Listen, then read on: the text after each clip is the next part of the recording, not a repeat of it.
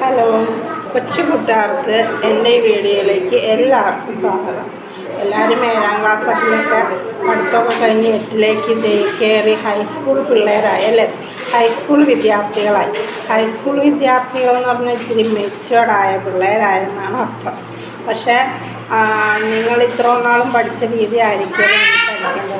ഇനി നല്ലപോലെ hard work ചെയ്യണം. 8, 9 കണ്ടിന്യൂസ് ആയിരിക്കും 10ാം ക്ലാസ്സിന് മാത്സിനുള്ളത്. അതിൽ ജോമെട്രിയുടെ ഫസ്റ്റ് ചാപ്റ്റർ മാത്സിന് വരുന്നത് ജോമെട്രിയുടെ ചാപ്റ്ററാണ് വരുന്നത്. ജോമെട്രി ആയിട്ട് ബന്ധപ്പെട്ട ചാപ്റ്ററാണ് ഈക്വൽ ട്രയാങ്കിൾസ് എന്ന് പറയുന്ന എന്നാണ് ചാപ്റ്ററിൻ്റെ പേര്, ഈക്വൽ ട്രയാങ്കിൾസ്.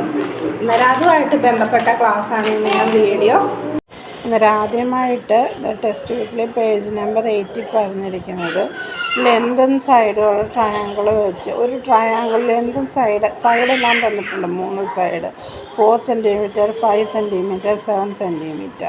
അത് വെച്ച് നമ്മൾ ട്രയാങ്കിൾസ് നമുക്ക് ഇഷ്ടമുള്ള ട്രയാങ്കിൾസ് നിർമ്മിക്കാം.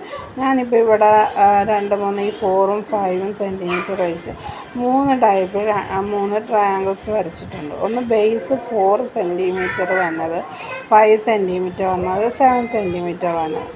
ബേസ് 4 സെൻറ്റിമീറ്റർ വരുന്നത് ഇങ്ങനെയും, 5 സെൻറ്റിമീറ്റർ വരുന്നത് ഈ രീതിയിലും, 7 സെൻറ്റിമീറ്റർ വരുന്ന ഈ രീതിയിലുമാണ് ഞാൻ വരച്ചിരിക്കുന്നത്.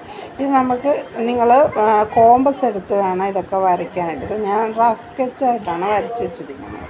ഈ 4 സെൻറ്റിമീറ്റർ വരുന്ന ഏത് രീതിയിലാണെങ്കിലും നമുക്ക് ഈ ട്രയാങ്കിൾസ് വരയ്ക്കാം. അതൊക്കെ നിങ്ങളുടെ ഇഷ്ടത്തിന് നിങ്ങൾക്ക് ഉചിതം പോലെ വരയ്ക്കാവുന്നതാണ്.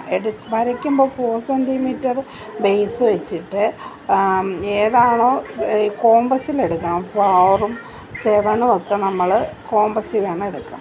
ഞാൻ അതുപോലെ കറക്റ്റായിട്ട് വരച്ച ട്രയാങ്കിളാണ് ഇത് ഞാൻ വെട്ടിയെടുത്തിരിക്കുന്നത്. ബേസ് ഇപ്പോൾ 4 സെൻറ്റിമീറ്റർ അല്ലേ ആദ്യത്തേത്, അതുകൊണ്ട് 4 സെൻറ്റിമീറ്റർ ഉള്ള 2 ട്രയാങ്കിൾസ് വരച്ചത്. ഇതിങ്ങനെ വെച്ചാലും സെയിമാണ്, 4 സെൻറ്റിമീറ്റർ 4 സെൻറ്റിമീറ്റർ. അതാണ് ബേസ് 4 സെൻറ്റിമീറ്ററും ഇപ്പുറത്ത് 4 സെൻറ്റിമീറ്ററും വരുന്നത്.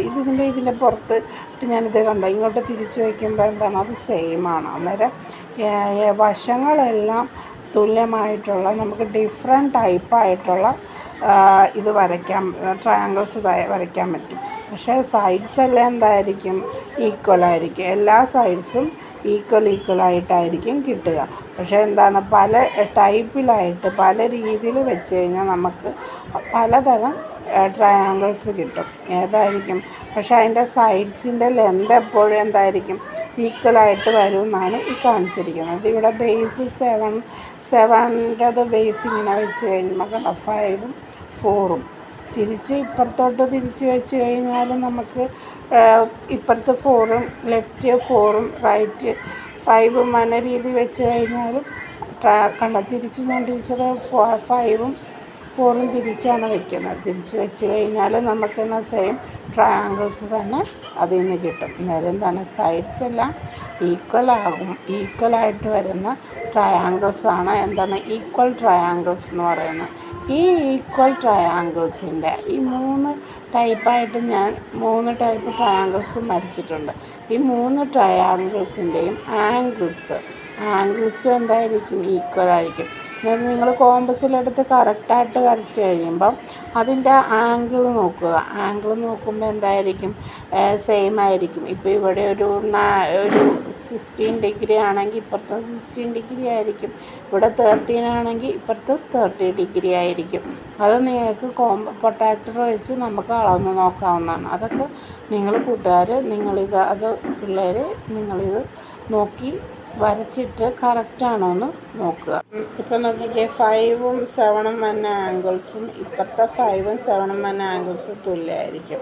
ഇവിടുത്തെ 4ഉം 5ഉം വന്ന സൈഡും ഇപ്പോഴത്തെ 4ഉം 5ഉം വന്ന അതിൻ്റെ ആംഗിൾസും സെയിം ആയിരിക്കും.